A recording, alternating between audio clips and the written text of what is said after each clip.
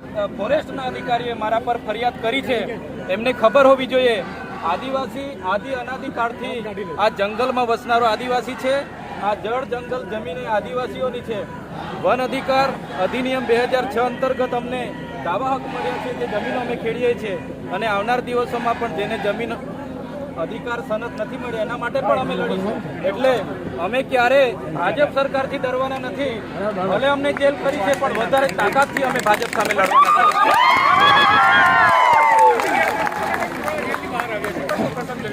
મારા ધર્મપત્ની છેલ્લા 90 દિવસથી જેલમાં છે. અમે સાથે આવવાના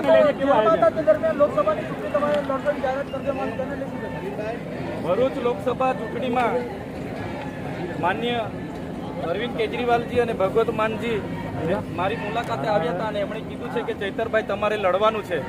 એટલે અમારા રાષ્ટ્રીય અધ્યક્ષ જ્યારે કહેતા હોય ત્યારે અમે પૂરી તાકાતથી ભરૂચ લોકસભા લડવાના છે અને ભરૂચ લોકસભા જીતવાના પણ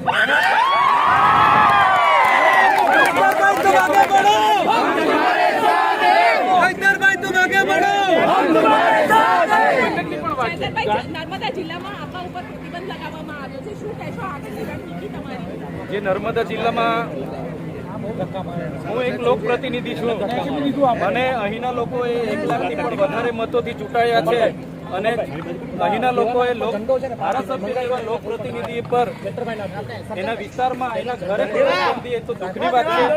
આજે દેશની લોકશાહી ખતમ છે પણ અમે લોકહિત માટે અને લોકશાહી બચાવવા માટે પણ લડીશું અને જે પણ શરતો છે નાબૂદ કરવા માટે અમે નામદાર હાઈકોર્ટમાં આગળ પિટિશન કરીશું. ગઠબંધન રાષ્ટ્રીય કક્ષાના નેતાઓ કરતા હોય છે. 28 જેટલા દળોનું ગઠબંધન છે. આવનાર દિવસોમાં અમે ગઠબંધનમાં રહીને લડીશું અને ભરૂચ લોકસભા હોય કે બીજી ગુજરાતની બીજી લોકસભા હોય ગઠબંધન જે પણ નક્કી કરશે એ અમે અમને માન્ય રહેશે અને એ રીતના અમે આગળ વધીશું. પટેલ ટ્વીટના માધ્યમથી કહે છે કે ચૂંટણી વસાવવા માટે સહકાર આપવાના છે આદિવાસી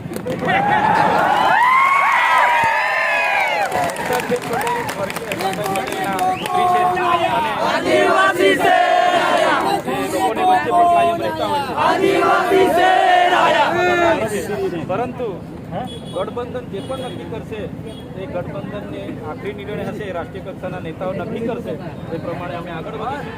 અમારી હાલના તબક્કે ભરૂચ લોકસભા લડવાની પૂરેપૂરી તૈયારી છે અને અમે મજબૂત ઉમેદવાર પણ છે.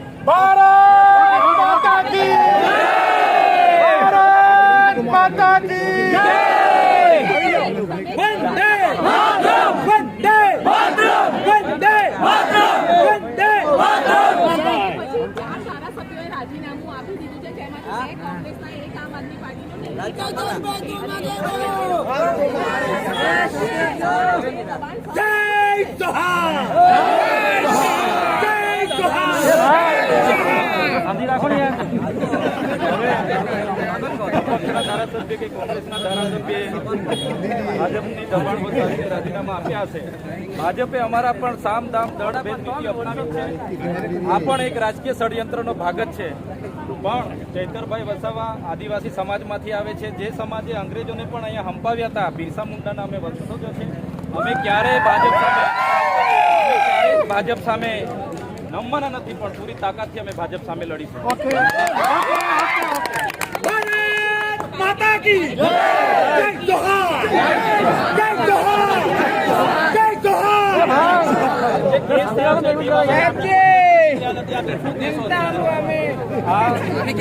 વિભાગે 4 દિવસ પછી મારા પર ફરિયાદ કરી છે. હજુ એ ફરિયાદમાં કોઈ તથ્ય નથી કે કોઈ પુરાવા નથી. પોલીસે એક ઉપજાવી કાઢેલી વાર્તા છે. પોલીસે એવું કીધું છે કે આ માથાભારે શખ્સ છે, તમસી મગજનો માણસ છે, જાનમાલને નુકસાન કરે છે અને ડીગા પાટુનો વારે ઘડે માર મારે છે. હવે આ લોકોએ મને ચૂંટ્યો છે તો કોને મેં ડીગા પાટુના માર મારું છું ભાઈ? કોના જાનને કોના માલને? એટલે કોઈના જાનમાલને અમે નુકસાન નથી કર્યું કે અમે માથાભારે માણસ પણ નથી. અમારે જો માથાભારે માણસ બનવું હોય તો આ વિસ્તારમાં જંગલ ખાતું તો શું પોલીસની બી તાકાત નથી કે પ્રવેશ કરી શકે? પોલીસે અને ભાજપના લોકોએ બનાવી કાઢેલી વાર્તા છે. આવનાર દિવસોમાં સત્યનો વિજય થવાનો છે. સત્ય હાલ પરેશાન થઈ શકે છે પણ સત્ય પરાજય નથી થવાનો. સત્યનો વિજય. છેલ્લો સવાલ